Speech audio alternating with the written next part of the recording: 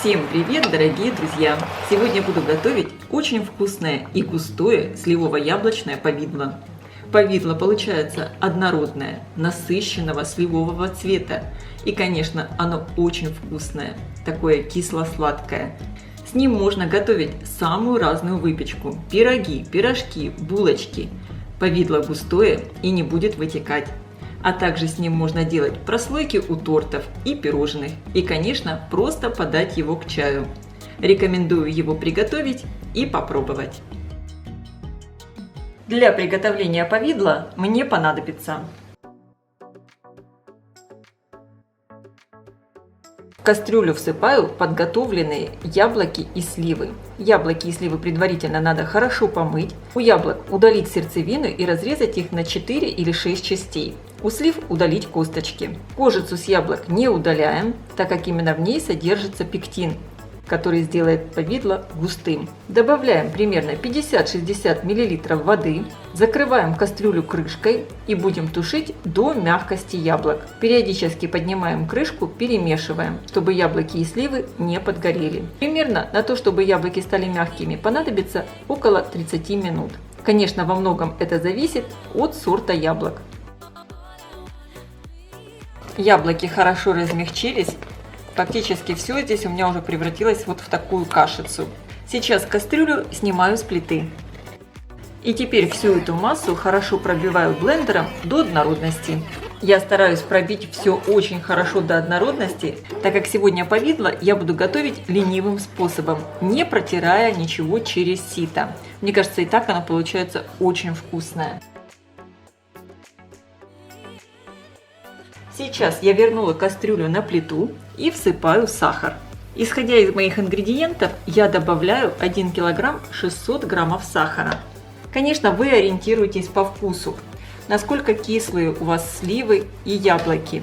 Хорошо все перемешиваю и довожу массу до кипения. Повидло лучше всего варить вот в такой большой широкой кастрюле с толстым дном, чтобы ничего не пригорело. И как видите, я использую вот такую лопатку с длинной ручкой, чтобы если вдруг где-то повидло брызнет, чтобы не попало на руки.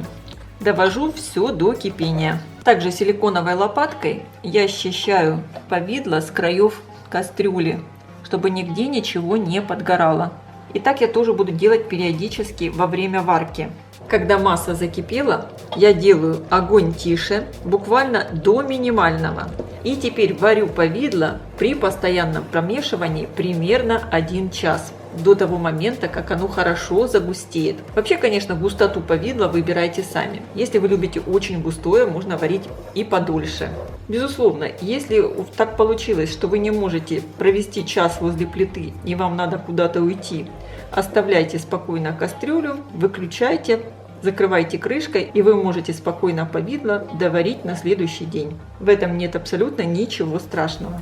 Посмотрите сейчас, какое повидло получается. Оно совсем вот такое жидкое. Легко стекает с лопатки.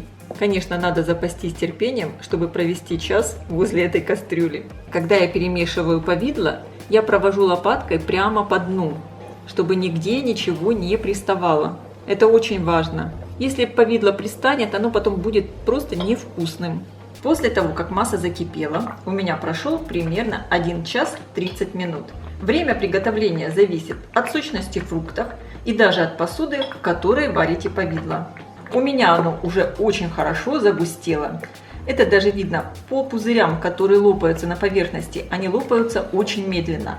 Повидло стекает с лопатки медленно и оставляет четкий след, который не растекается.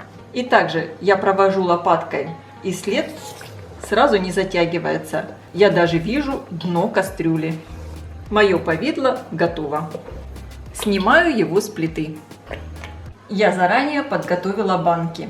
Обычно я их стерилизую в микроволновке. Сначала банки хорошо мою, добавляю в каждую немного воды и отправляю в микроволновку примерно на 5-6 минут при высокой мощности. А крышки я отдельно кипячу в кастрюльке. И сейчас готовое горячее повидло разливаю по банкам. Оно получается вот такое густое, яркого сливового цвета и очень ароматное. Банку я плотно закрываю крышкой. Я сейчас собираю остатки повидла из кастрюли. Посмотрите, какое чистое дно получилось. Именно благодаря тому, что дно у кастрюли толстое, и я постоянно повидло помешивала.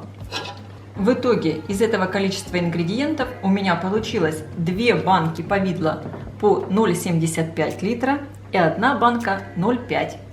И также немного повидла у меня осталось. Я переложу его в креманку, и мы его съедим прямо сейчас. Когда повидло полностью остыло, оно стало вот таким густым. Похоже на мармелад. Я старалась варить именно густое повидло, для того, чтобы с ним было очень удобно готовить разную выпечку, чтобы оно потом не вытекало. Я желаю всем приятного аппетита. Ставьте лайки, пишите ваши комментарии.